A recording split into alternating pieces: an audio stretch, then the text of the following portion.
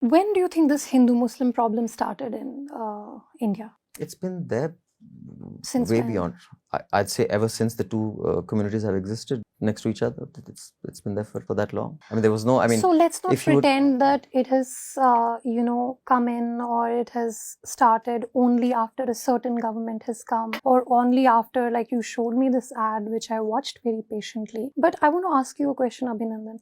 Was India divided on religious lines? Yeah. No, it wasn't. It was divided on Islamic lines. Which is a religion. Because if it were divided on religious lines, you would have had a Hindu nation and a Buddhist nation and a Jain nation and a Muslim nation and a Sikh nation perhaps, but you only had an India, which was secular, and you had a Pakistan, which was, I don't know whose genius idea it was to flank, India on two sides by East Pakistan and West Pakistan. Thanks to Indira Gandhi ji, we got rid of one of those problems. Your duty as a journalist is to question the government. I get it. My duty as someone who claims to be a social activist and with my Muslim identity, I have never claimed to be an atheist, or I have never, shied away from my Muslim identity. My duty is to question what are the problems in my community. Sure.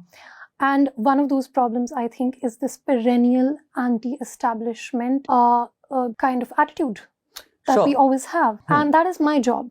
Now, your job is to question the guy at the top. Fine, that's fair enough. My job is to question why we are at the bottom. In 2006, when the Sachar Committee report put out its report, whose indictment was it? Was it an indictment of the NDA? Because the NDA didn't even have stability until then. It was an indictment of Congress, right? So my question is that why are we so backward? So first of all, Hassan Surur, in his 2014 book, The Muslim Spring, he's pointed out, and I'm sure many other authors have also pointed it out, I'm quoting one. He said that the partition, what happened because of the partition is that the middle class, which is the driver of growth in any country or in any community, which is usually the entrepreneurial class, actually moved to Pakistan.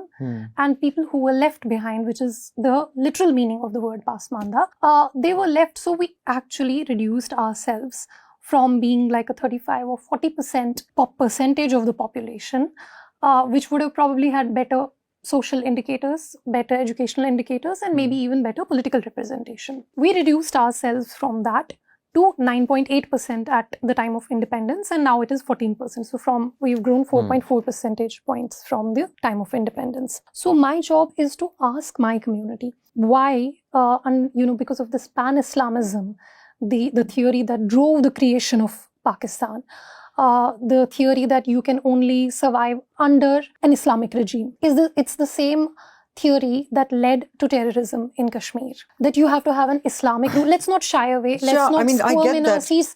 Let's just confront it. Let's confront it. Let's name it for what it is. Because we can. Sure, we can. Right now we can. Because we are no longer under the threat of the terrorist, organizations that were in operation throughout the 90s. Sure, I mean, in Kashmir, I'm sure it was always difficult to, speak once. We also had Indian Muslims, we also had Simi and